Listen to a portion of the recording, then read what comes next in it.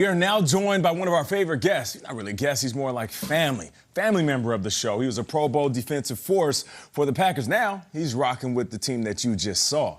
Please welcome, from the Bengals, friend, family member of the show, defensive tackle, Mr. Mike Daniels. Mike! What's up, guys? What's up, Nate? How you guys doing?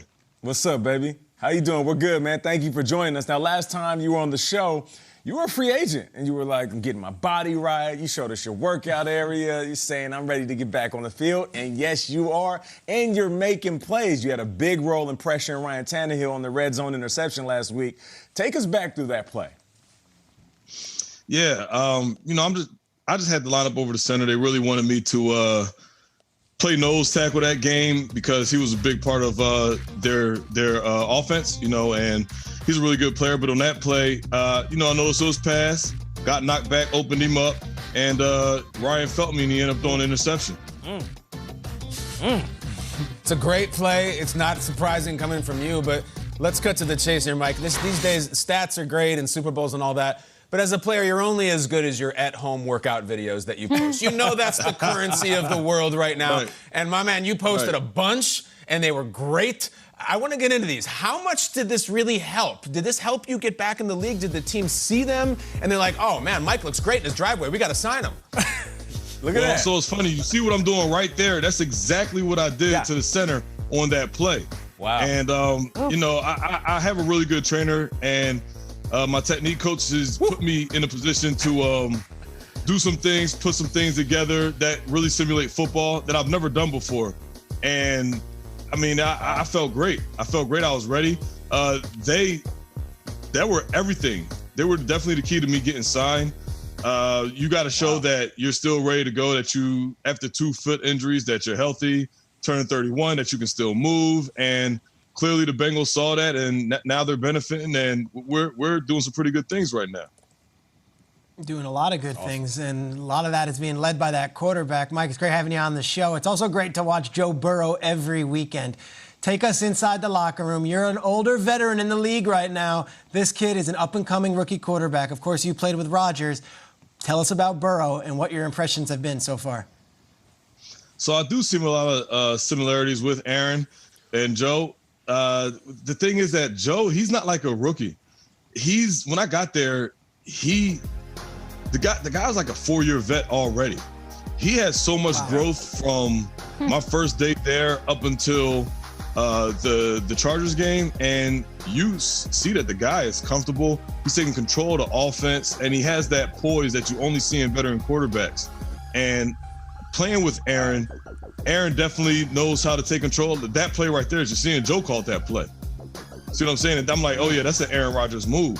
He sees something, he's going to make a audible that you wouldn't even expect him to make. And now you see Aaron Rodgers running for a touchdown. So Joe's doing a lot of great things. I'm really excited to be there in the beginning of his career because I know he's going to be one of the great ones. And he's just a leader. He's a really good player, really solid dude. And he had to go the long way like Aaron. He's a 5th-year senior coming out of college, and he had to transfer. So he's got that grit. There's no entitlement to him. Mike Daniels, we've missed you, man. We love having you back on the show. I hope you had a safe August 3rd. Of course, that's National Mike Daniels has 3 kids with the same birthday day. Happy to have you back here on the program. Oh, I remember. That fact was crazy. Thank you. Big challenge this week up against an undefeated Steelers team. I want to ask you, and it's a boring question, and I know you'll give me a great answer. What's the biggest key to stopping an offense as good as Pittsburgh's? The biggest thing to stopping Pittsburgh Steelers offense, they're humming right now.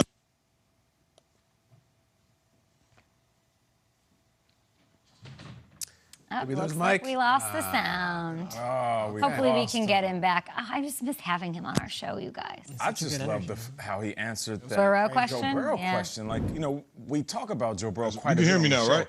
But for a guy who... There he is! All right. Oh, thank Talk to me God. about Pittsburgh. Man. Look, listen, I don't like calls getting dropped against people I like to talk to. If you or somebody else, I'd time to go. So that offense, right? They have a really good offense, and the key to stopping them really starts up front.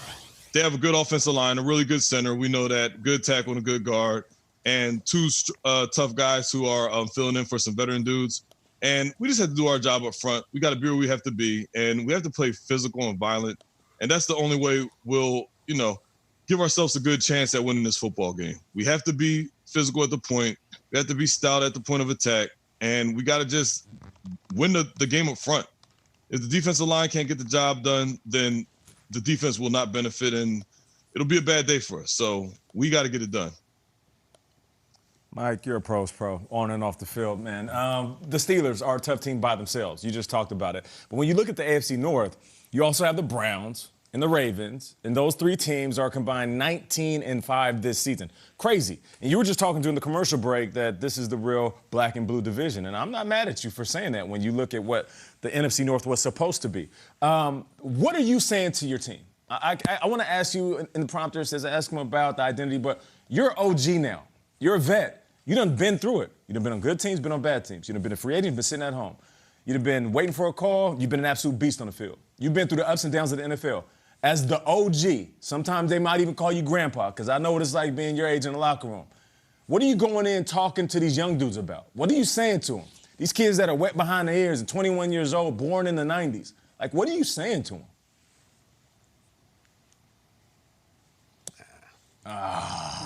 Gems. I We bet lost he's him dealing gems again. right now. He's got some He is. There it is, right?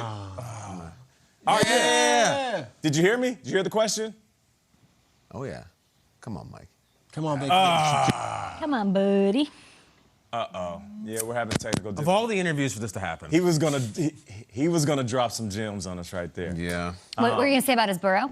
I Comment? just love the way he answered it, because you don't get an inside look like that too often. We hear stuff coming out from the facility of the Cincinnati Bengals, read newspaper clippings, but for a guy who sees it every day, and then to make the immediate comparison to Aaron Rodgers and say that play, that audible where he ran it and scored that touchdown that we all went crazy for, that was him doing that. I saw Matt Stafford do that a few years in. Joe Burrow did it in his rookie season. And we've said it. Joe Burrow isn't your typical rookie. It wasn't just a picture of him smoking a cigar after the big championship game in college. Like, when he talks, there's just something different. Tell me you guys know. Well, look, he's older. He's 23. He's not 21. And the point that Mike is making, it's like he's a 4-year veteran with the audibles and stuff.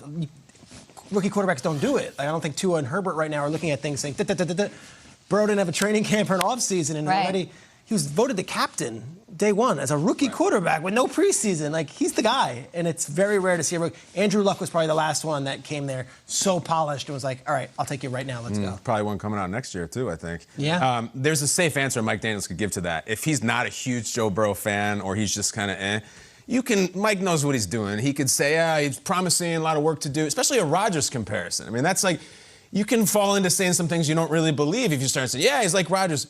Mike wouldn't have said that if he didn't really believe it, and that is really, really good praise, because we know Burrow can throw and all that, but Mike went right to the swagger, the psychological part, the presence, and as one of our favorite guys, one of the best guys we're going to host on the show, he knows his football. That was a huge, huge compliment he just paid the young quarterback.